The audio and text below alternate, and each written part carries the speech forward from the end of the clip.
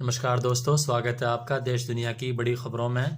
बड़ी खबर, एमपी से राजस्थान तक क्यों भाजपा उतार रही सांसद और केंद्रीय मंत्री। मणिपुर में अब जलते हुए व्यक्ति का वीडियो वायरल, सरकार ने सीबीआई जांच की सिफारिश की।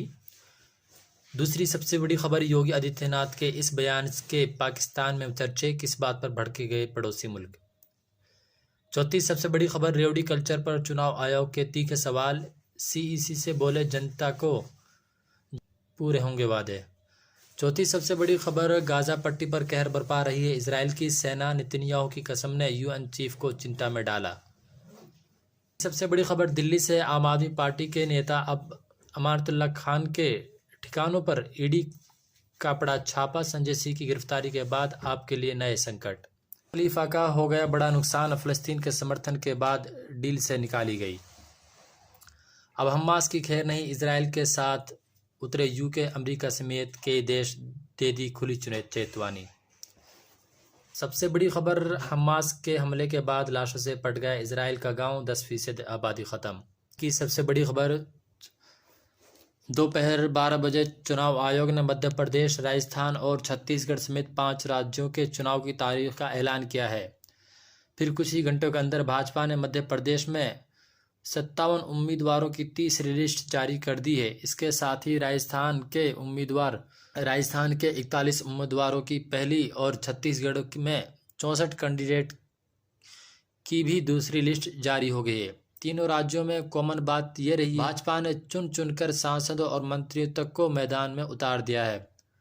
राजस्थान की पहली लिस्ट में भाजपा बाबा बालकनाथ, किरोड़ीलाल मीणा, राज्यवर्धन सिंह राठौड़ समेत 7 सांसदों को मैदान में उतारा गया है।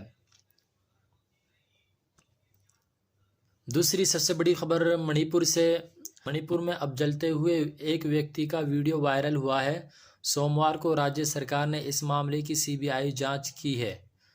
सरकार का कहना है कि यह मामला उस घटना से जुड़ा है जिसमें 2 महिलाओं को निवृत्त करके घुमाया गया था। वीडियो सामने आने के बाद एक आदिवासी संगठन ने इस घटना की निंदा की। माना जा रहा है कि जलते हुए व्यक्ति का वीडियो 4 मई का है और इसी दिन भीड़ की ओर से 2 महिलाओं को नंगन कर घुमाया गया था। महिलाओं के साथ हुई इस बर्बर घटना का वीडियो जुलाई में सामने आने के बाद देश भर में आक्रोश फैल गया था। मणिपुर में जातीय संघर्ष के 3 मई को शुरू हुआ था।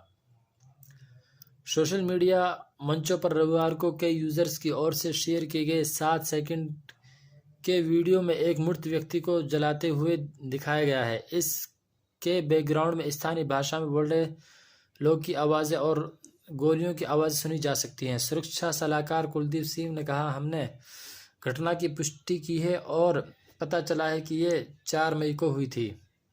चौथी सबसे बड़ी खबर, योगी आदित्यनाथ के इस बयान के पाकिस्तान में चर्चे, किस बात पर भड़ गए पड़ोसी। पाकिस्तान ने सोमवार को उत्तर प्रदेश के मुख्यमंत्री आदित्यनाथ की टिप्पणी पर नाखुशी जताई। पाकिस्तान ने कहा है कि दक्षिणी सिंध प्रांत के संबंध में उनकी टिप्पणी गंभीर चिंता का विषय है। हाल ही में एक कार्यक्रम के नाथ ने सिंधु वापस लेने की बात कही थी और राम मंदिर का जिक्र किया था। 2 दिवसीय राष्ट्रीय सिंधी सम्मेलन को संबोधित करते हुए यूपी के मुख्यमंत्री आदित्यनाथ ने रविवार को कहा था कि अगर श्री राम जन्मभूमि को 5 साल बाद वापस लिया जा सकता है तो कोई कारण नहीं है कि हम सिंधु को वापस नहीं ले सकते। इस मुद्दे पर पाकिस्तान के विदेश मंत्रालय की प्रवक्ता मुमताज़ जहरा बलोच ने कहा कि राजनेता की टिप्पणियां अखंड भारत के अनावश्यक के दावे से प्रेरित है। ये गंभीर चिंता का विषय है। उन्होंने भारत से पड़ोसी देशों के साथ शांतिपूर्ण और समृद्ध दक्षिण एशिया के निर्माण के लिए उनके साथ काम करने का आग्रह किया है। आते हैं आपको रेवाड़ी कल्चर पर चुनाव आयोग के तीखे सवाल।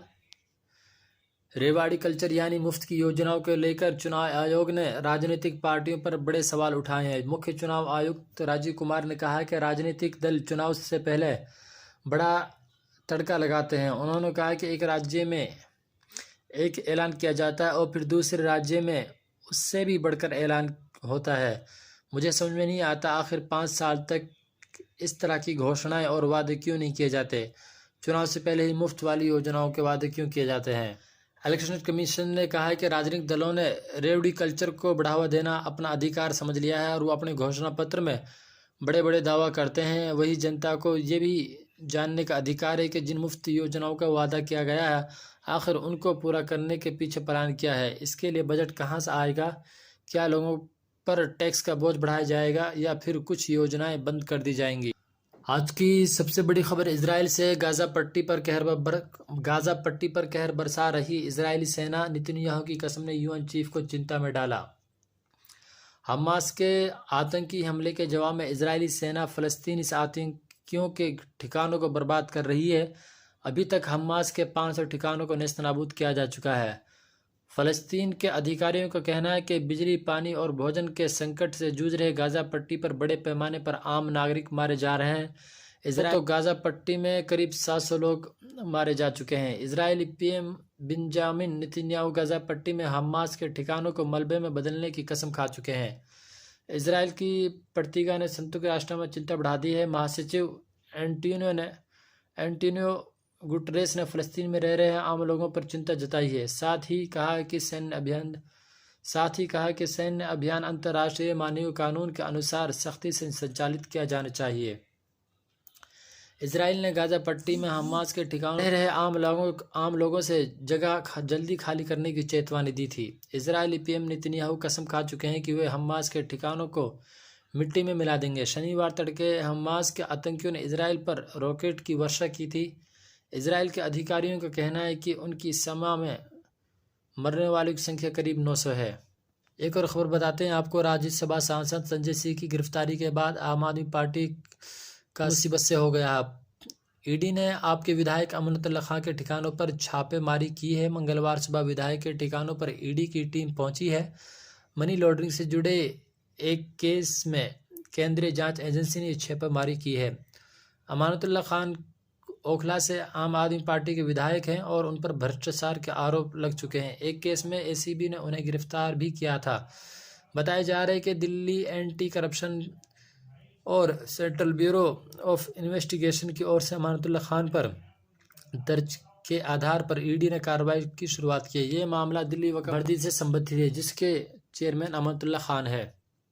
एक बड़ी खबर और बताते हैं आपको। मियां खलीफा पोर्न स्टार मियां खलीफा को फ़लस्तीन का समर्थन करना भारी पड़ गया। खबर है कि उन्हें सोशल मीडिया प्लेटफॉर्म एक्स पर पोस्ट के चलते बाहर का रास्ता दिखा दिया गया। मियां ने कहा था कि अगर आप फ़लस्तीन के साथ नहीं हैं तो आप गलत हैं। हमास ने शनिवार को इजराइल पर रॉकेट दागे थे। 3 दिनों में करीब 1500 लोगों की मौत हो चुकी है। मियां खलीफा ने लिखा था, अगर आप फ़लस्तीन में स्थिति को देखते हैं और फ़लस्तीनियों के पक्ष में नहीं है तो आप गलत जगह पर है। इतिहास समय आने पर यह दिखाएगा कि इसके अलावा भी पोर्न स्टार ने फ़लस्तीन और इजराइल संघर्ष को लेकर कई पोस्ट शेयर की थी। इससे पहले भी मियां इस मामले पर खुलकर अपनी बात रख चुकी हैं। खबर है कि मियां के साथ डील करने जा रहे कनाडा के ब्रॉडकास्टर टॉड शिप्रो ने उन्हें बाहर का रास्ता दिखा दिया।